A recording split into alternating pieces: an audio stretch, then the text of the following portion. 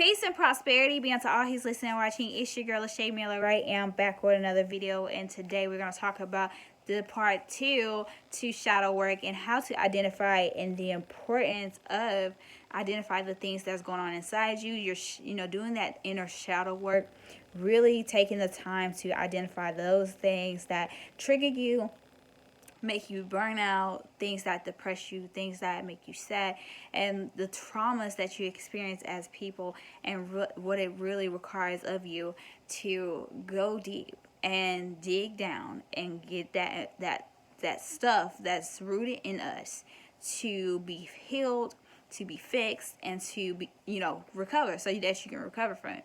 So the biggest thing with those things, because there's many times in our lives that we come to a place where we know something, but we don't do nothing with what we know. So you could have a solution right in front of you and never use it. And that's a lot of the problem.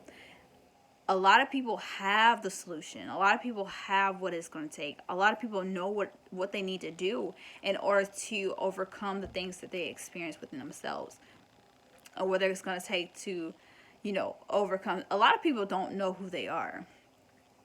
First, mostly important, a lot of people don't know who they are.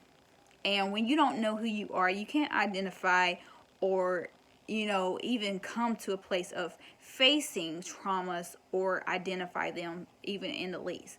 Because when you know yourself and you're getting to know who you are, and you really working on yourself, you come to this place where you're like, okay, I'm not good in this aspect. This really triggers me, right? Because this person does this, it reminds me of this person, and it triggers me because this does not make me feel comfortable.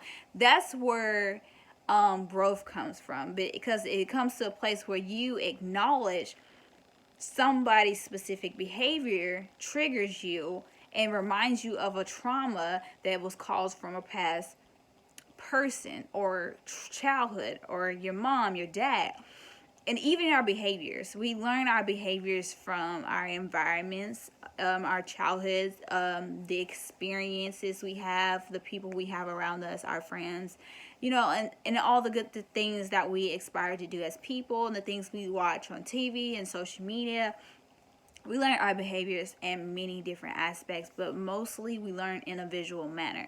And what I mean by that is we take time to duplicate things up unsubconsciously without even realizing we're doing those things in a way of mimicking others.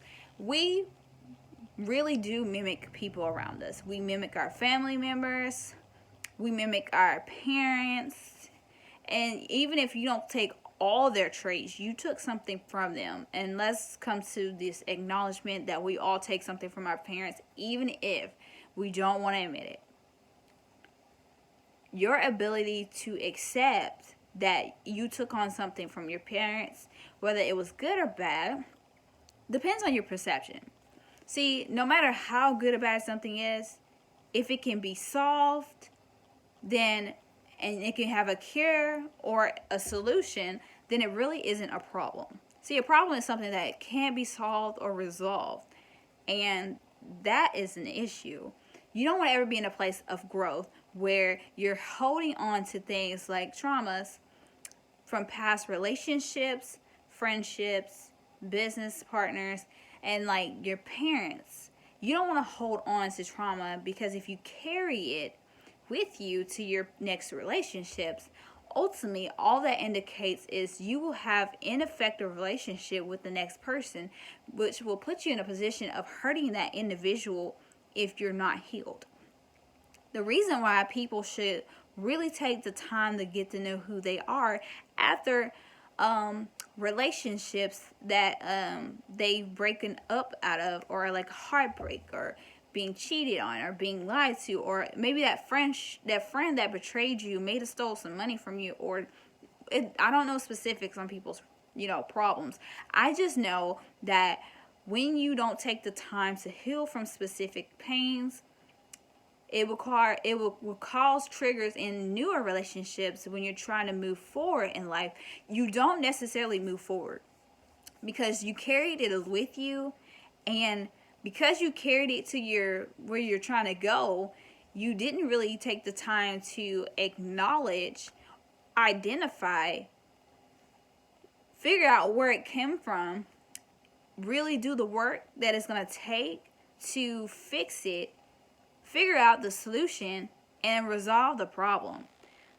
That is so powerful in itself. And when we can really sit down and take the time to really figure out what's going on with us, we put ourselves in a greater position of prosperity, because not knowing what's going on puts you in a bad position of having bad relationships.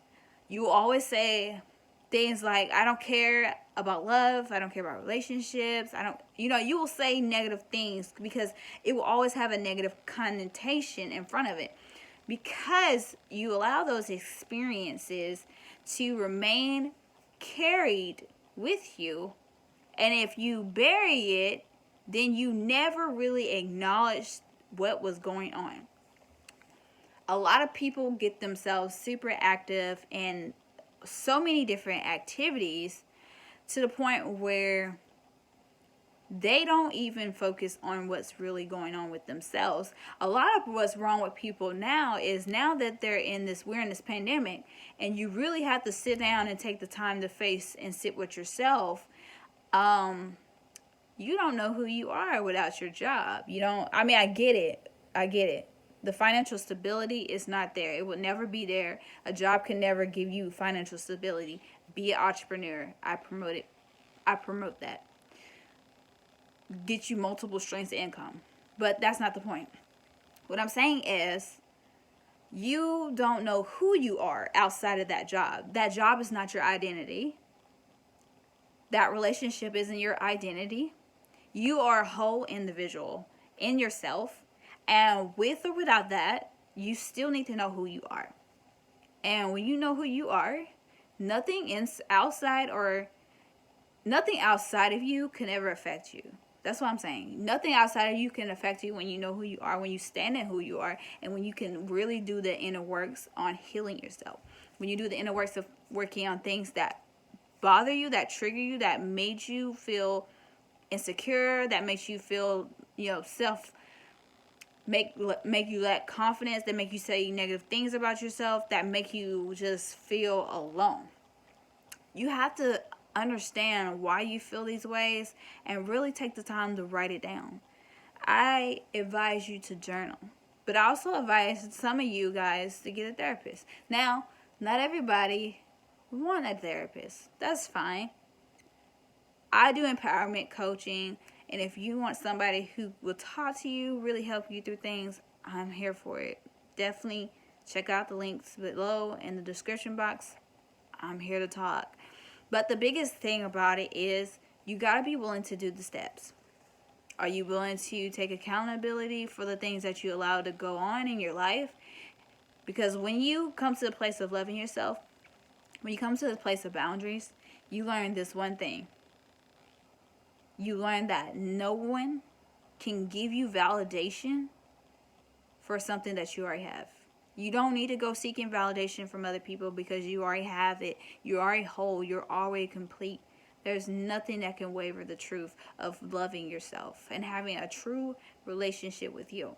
So the power in this concept is understanding that there are some things that we need to work on. Because, I have a friend that said that she took the time to look back over her past messages when she was a teenager, when she was in her now, like before she started to change and like evolve and come her higher self.